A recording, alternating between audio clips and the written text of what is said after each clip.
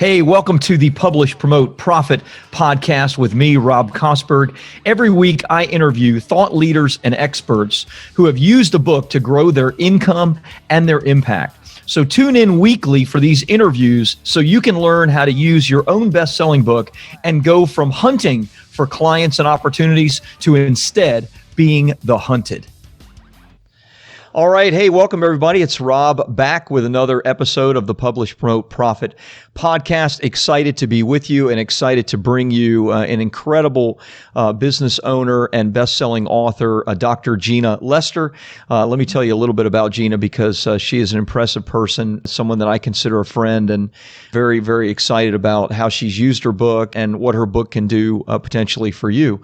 So Dr. Gena Lester is a college admissions expert, speaker, of course, international best-selling author, and business coach, which we're going to talk a little bit about that, and I'm excited about that. Gina's been guiding families in education and college admissions for over 25 years. Dr. Gina's not only a thought leader in the college admission space, but also helps edupreneurs go from conception to a thriving business. Dr. Gena is a professional member of many different credentialed and initialed organizations. Of course, you can find Dr. Gena on Fox, ABC, The Morning Blend, Flip Your Life podcast, Boss Moms, and a number of others, and now the Publish, Promote, Profit podcast as well. So Gena, thank you for being with us today. It's really great to have you. Thank you. I'm super excited to be here and share with the audience. Yeah, there's a lot to talk about. And as always, there's kind of two things that we focus on. The first is I want to talk about your expertise. I want to talk about how you help the people that you help. And then we're going to shift gears a little bit towards the end, and we're going to talk about how your book has helped you to grow your business and increase your authority. So 25 years as a college admissions expert. And you may remember the very first time we spoke, or one of the first times we spoke, I told you that I have some familiarity because my middle son, who got into the UC school systems because of someone that did something similar to you, was really of tremendous help. So maybe explain a little bit about your expertise, what you do, and how you help families with their children getting into college. Yeah, of course. So I'm what's considered an independent educational consultant, which basically what that means is that I have an independent business and I walk families through the educational process, specifically college admissions. And so as families begin to navigate this now very convoluted and crazy and overwhelming and stressful world, things are much different than when parents went through that process. It was much more streamlined. People would say to me all the time, oh, I just applied to a couple schools and got in. And it was just very simple and very straightforward.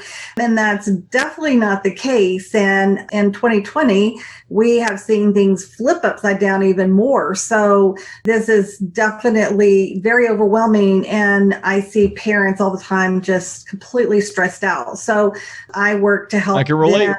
Yep. So I help families really kind of take a deep breath, step back, evaluate where they're at, where their kids are going, what they need to do to get from point A to point B, put a plan in place, help them be able to really stand out in the process so that they're not just another one of those 50,000 applications laying on a college counselor's desk, and really not only allows them to stand out in the getting accepted or in the admissions process, but also in getting, those merit scholarships and all of the other pieces. So I'm that guide through all of those crazy twists and turns along the way. Talk to me about some specifics. So, let's say that I'm the parent of a kid that has a 4.0 and a good ACT or SAT score. It's not as simple as that anymore because there are so many that have grade point averages and SATs or ACTs. So what are some of the key factors that really make a difference for a kid getting into the right school? Yeah. And for me specifically, what I would say one of my strengths really surrounds, and my book actually talks about this, is having a game plan, but also really helping your child develop what I call their Uniquely-You. And I want to kind of back up to 2020 because this is something, the Uniquely-You, standing out, being able to really show a college admissions office all of the really important aspects of a student has always been huge. But now with 2020 and the test optional and all of that kind of thing, we have seen it just become even more competitive than it has ever been. So what happened in the past, and every year we've seen it get more and more competitive. So meaning a school will receive I'm going to just use Harvard because everybody knows Harvard. So Harvard, with the number of valedictorians in the United States, they could fill their class something like 6 times over just with valedictorians. That doesn't include anybody else that's a really amazing student that's not a valedictorian. So these colleges are getting, stacks and stacks of students applying who are absolutely qualified, but they just don't have seats and room in their universities. And with 2020, what happened was that because of all the change, all the uncertainty, all of the switch, we saw the college space become even more crowded and more competitive. So you can go through, and there are hundreds of articles out there right now where colleges are saying we got 40% more applications this year than ever before. Wow. Our application pool increased 30%. And so all of a sudden now they're having to go, okay, we were already trying to figure this out, and now it's more competitive. And then with 2020, we had test optional come in because everybody couldn't take tests. So now they're having to, look at these students and say, okay, academically, they are great. They make it across the line. But how do we decide between this pool of, thousands of students, which ones are going to get into our school? And so that's really where they begin looking at the holistic student. And even with tests coming back, even though I really recommend kids take tests, that's a whole nother conversation. But even with that happening, there still have so many students that the holistic review is not going to go away. And so they're really wanting to know what makes your student who they are. What are their values? What are they passionate about? What do they bring? What makes them diverse, and what diversity are they going to bring onto the campus? Why are they choosing the major they're going to major in? And all of those things are coming into play in that process. And that's what makes your student uniquely you, what makes them really stand out. And the days of saying, oh, I'm just going to major in business and hope it works out is just not a reality, because colleges know that if students come in and they don't know what they're really going to do, then their likelihood of dropping out is greater. And you have to remember that college is a business. Ultimately, they have a budget.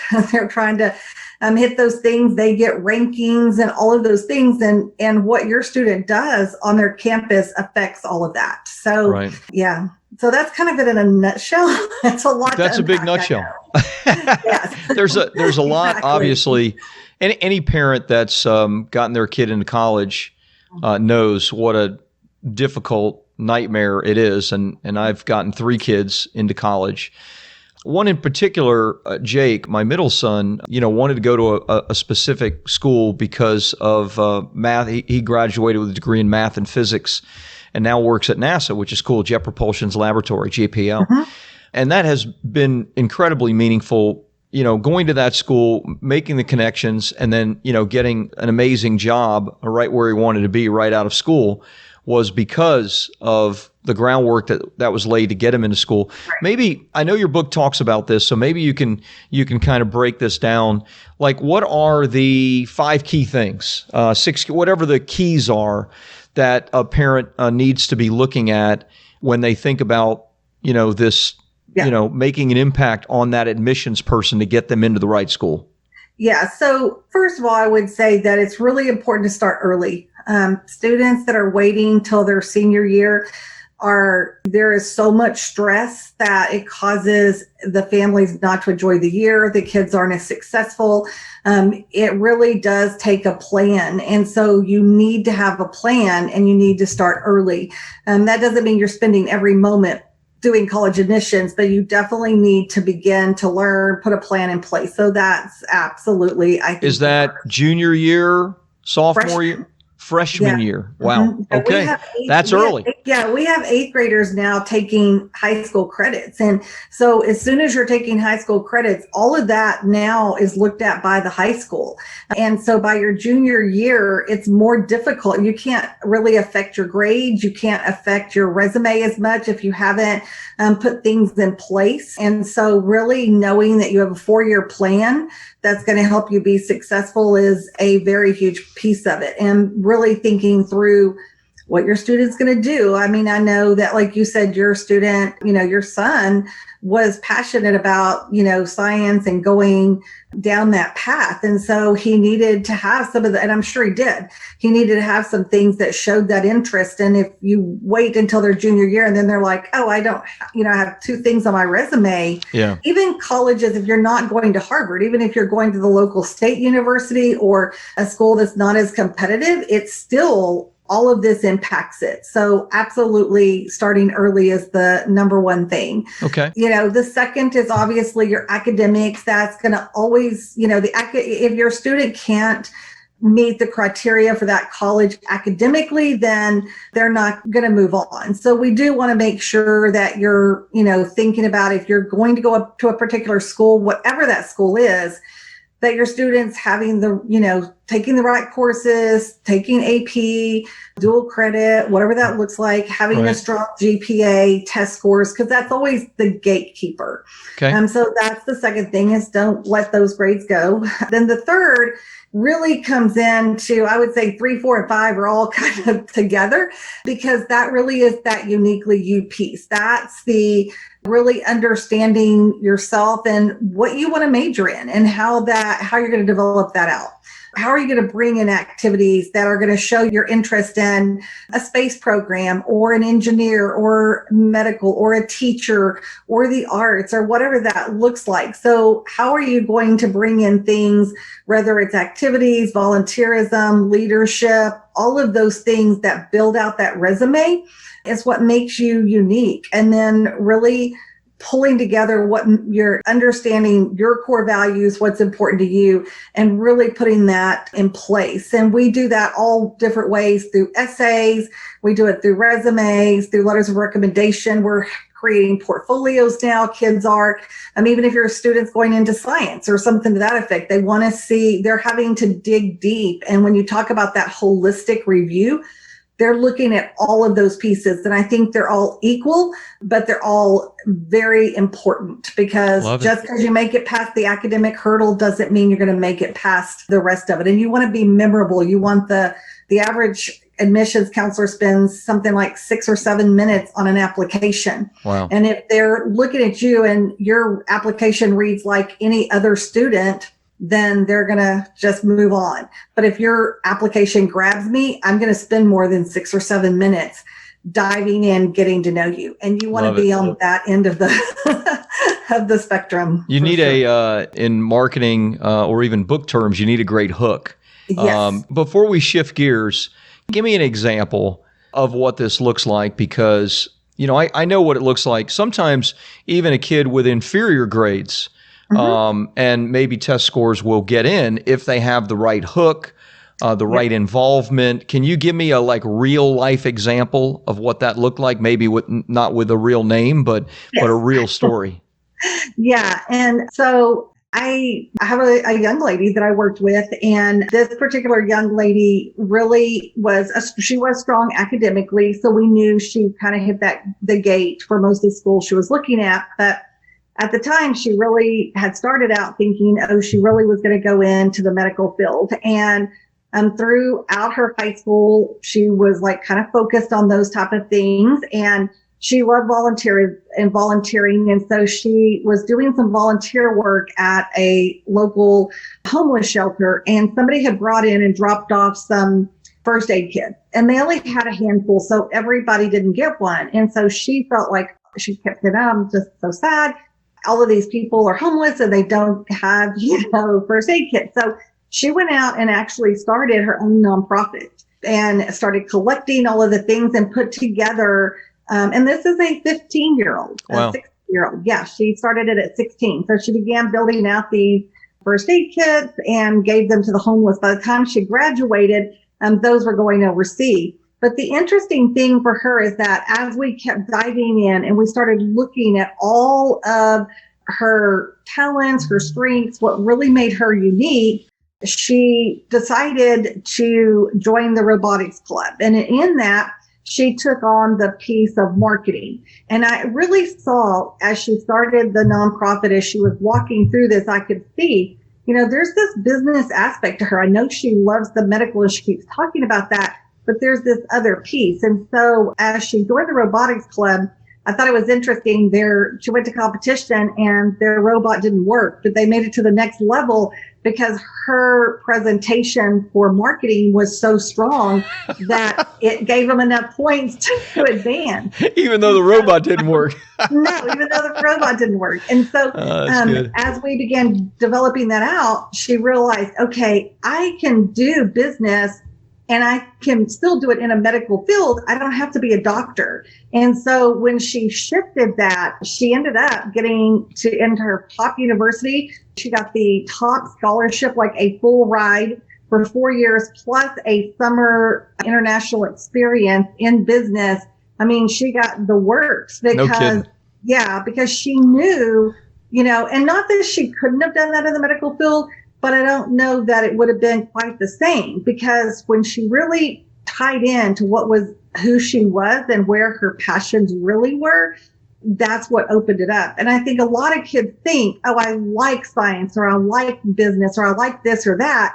But until they don't realize you can do that in a multitude of industries. It doesn't mean you have to be a doctor or a teacher or a lawyer. You can take that a lot of directions. So love that. That's one of my fun stories. Great story. Yeah. Let's shift gears. Mm-hmm.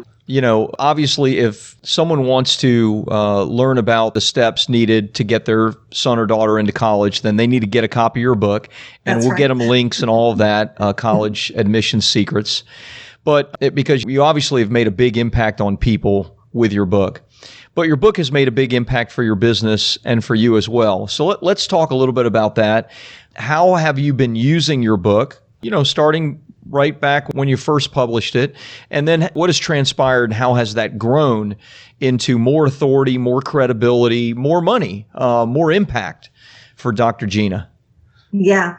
So, it's something I wanted to do, and I knew it would impact my business, but I don't think I really grasped how much until now. And so obviously it became an international bestseller. People were reaching out to me, that type of thing. And I find it interesting because literally I get messages pretty regularly about people who found it, just even on Amazon. Right. But for me, one of the shifts that I really did in my business was that I wanted to go from just one-on-one coaching, which was a big part of my business, but it was very time consuming for me. And I still do that piece. I still have those one-on-one clients, but I wanted to do more group coaching, more membership, and be able to reach more people. And so with my book, one of the first things I did was I decided to move into the online space. I did a 5-day challenge and I gave away my book. And I was going to actually give away my book and some Amazon cards. Nobody wanted the Amazon cards. Everybody wanted my book. So I think I gave away about 15 books during that challenge. And then my book sales just started blowing up because everybody wanted the book. And so I moved into using it for a free plus shipping book funnel. And so currently I have that going so people can buy the book. It's automatically shipped to them. And then I added in some upsells where they could get some toolkits and resources that actually help strengthen the book and gives them some actual tangible things to use alongside the book. And we definitely are not only breaking even, but we have moved into the positive on the book funnel now, which is like really, it's, because book funnels are hard. Yeah, they are hard. You're really happy if you're breaking even. But hang on one second. I want to, you're giving so much gold. I want to unpack some of it if possible. Okay. Let's go back to the challenge for a minute. So you did a challenge, which is basically a number of 5 or 7 days where you teach every single day. You used your book as the model for that challenge. You offered the book as a giveaway to entice people, which is brilliant. It's something that I've done with Publish, Promote, Profit, as you know very well. And so how many people have gone through the challenge? It's been less than a year, I believe, that you've been doing this. How many people have gone through? I don't know that answer. And what has it meant in revenue and new clients for your company? Yeah. So I started out in the fall doing it, and I did 3. I did one in the end of July, one in the end of August, and one in the end of September. And each of those brought in about 250 to 300 people into the challenge. And I had about $15,000 in sales for each one of those. Now I just came off, because I closed it down, obviously working with kids, and I just did my first one again for the spring. And I ended up making close to 40K in this so I over doubled, the challenge. And so many people came through, and, I call it a challenge, but really for me, it's really kind of a masterclass boot camp, and the parents are in there, and I'm just pouring into them and again, giving away the book. But so many people in there were like, I found you. I got your book. I've already read your book. My kids have read your book. I mean, it was like amazing the amount of information that was coming back to me just from the fact that people loved the book, and and then other people were like, please, I want a book. How do I get a book? So, the cool thing about a challenge, and so if I did my quick math right, well over 1,000 people have gone through it with this last one, and somewhere in the range of about $100,000, $90,000 to $100,000 in revenue from that, which is amazing. But one of the cool things that I love about a challenge is, obviously, if 1,000 people go through, there are far few people that are actually going to be purchasing your higher level services, which are thousands of dollars. And those are the people that you're able to help in a one-on-one or in a group fashion. But the cool thing about a challenge is that you've helped 1,000 people now with the content from your book for free. And the people that ended up buying the higher level services from you, in essence, subsidize you serving the other people that didn't. And I just love that part of using your book, and forget the word challenge, using your book in conjunction with a workshop, or using your book in conjunction with, some type of boot camp online. So I love that. And that's really good news. Your next challenge, you need to shoot for 6 figures. Yeah, exactly. That's my goal. That's of course it is. And I agree with you. It's so amazing, because now I've actually decided I keep the same group, so people can come in. And, I have people who said I was in the last one, they come in this one, and they maybe didn't purchase the first time, but then they're ready the second or third time to join. And, while those numbers, dollar wise are great, they're what helps my business. But it's like you said, for me, it's how many people I've actually been able to help. Even if they never join me in my programs, I have touched their lives and impacted them. Yep. And that's like, that's the impact and income part, right? Of having a best-selling book. The impact is your book is impacting people even when you don't know it. And of course, the income part is your book is being the foot soldier that goes before you, that brings back the opportunities and shows people that you're the authority and the expert in the space. So I love that. So what other things have been going on with the book? And you mentioned about coaching, which I didn't know anything about. I'd love to hear the details of that. Yeah. And so in my space, it's been a very changing industry, especially because most everybody does one-on-one. And so, I kind of stepped out into a new space and taking the industry into an online, doing this, pouring in that type of thing to all of these people. So a lot of people in my industry have been, they're watching, they're seeing, they're like, okay, how is this happening? And so I've been asked to now speak on, I just spoke at one, and I've been asked to speak at a few other industry specific webinars and other things to other industry leaders and other IECs and things to that effect on how to grow your business online and how to make a bigger impact. And so as I kind of mentioned this to you early on, that I went out and I thought, okay, they asked me. So I thought, okay, this is easy. I mean, I can do this. So I just talked and I thought, oh, I should offer something, because they might want to do that. Yeah. And so, So I kind of said, okay, no sales page, anything. I just was like, I'm going to offer 5 people, who want to come and do kind of a founding kind of thing with me. I'm going to walk you through, teach you how to take your business and create a course that you can put out there. And especially because people in the education field, they speak a different language. And so a lot of marketing, that type of thing you say the word module and they don't always know what a module is. They think of it in a different term. So I speak that language. And so anyway, by the time I hung up, I already had all 5 spots full. Amazing. By the time I finished. Yeah. So I'm building that piece out with them. And in the next, upcoming things that I'm speaking at, I'm going to definitely be opening that back up. And it's, my program is going to be called Edpreneurs Accelerator.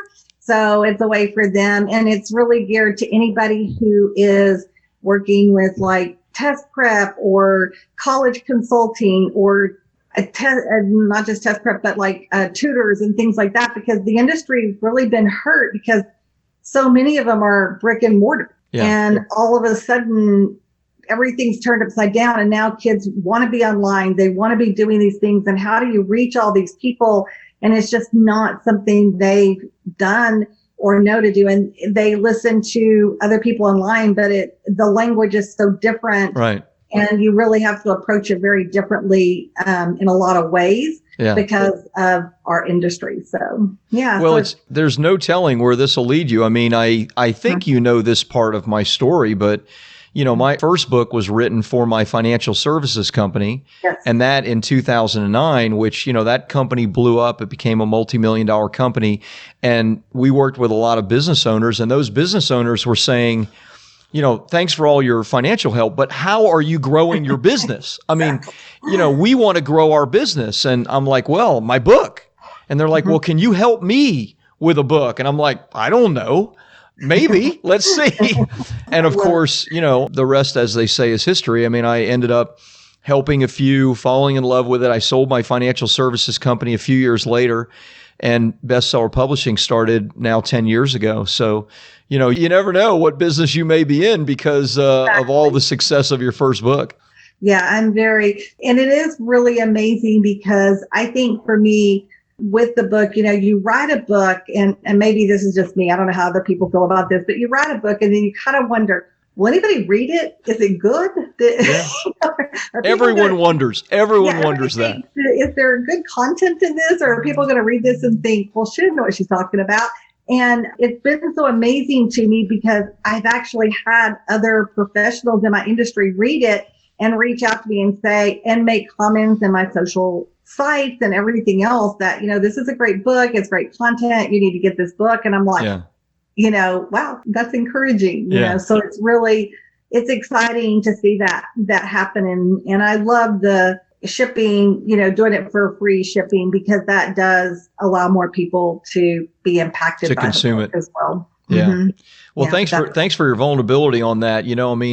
I think every author, especially writing their first book, is maybe, a perfectionist, or at the very least, just self-conscious about their content. I mean, Stephen King threw away his first book, The Stand, and his wife made him take it to the publisher. And of course, again, as the rest they say is history. I mean, he is who he is, but everyone, I think, is self-conscious. So thank you for sharing that. Maybe, this is just so much gold. I know there are lots of people that are going to want to get in touch with you.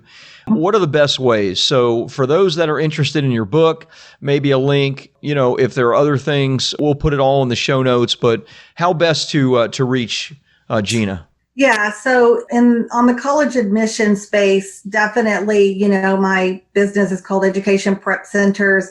You can reach out there. Even if you're an edpreneur, you can go there. There's a form that you can fill out for a private, to just connect with me. Just fill that out, and in the area where it says, what do I need to know about you? Just tell me that you're reaching out on the edpreneur side of it. Yeah. Because I'm just in the process of really getting all those things up and going.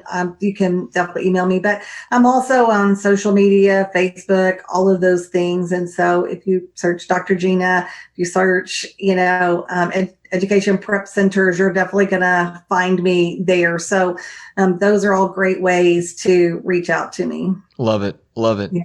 Gina, thank you. Thanks for your time. Thanks for sharing your wisdom, and great to have you on the podcast. I'm sure we'll have to do it again as this thing continues to grow and explode. Yeah, absolutely. And I will say I am doing another challenge, just so you know, in April. So this is a good time for me to open it. So I'll make sure to give y'all a free link, because that's a free 5-day thing if you're on the parent side and just needing some help. Love it. We'll make sure that you get the link to me for that, and that we'll post in the show notes. So again, thanks. Yeah, you're welcome. Thank you for having me.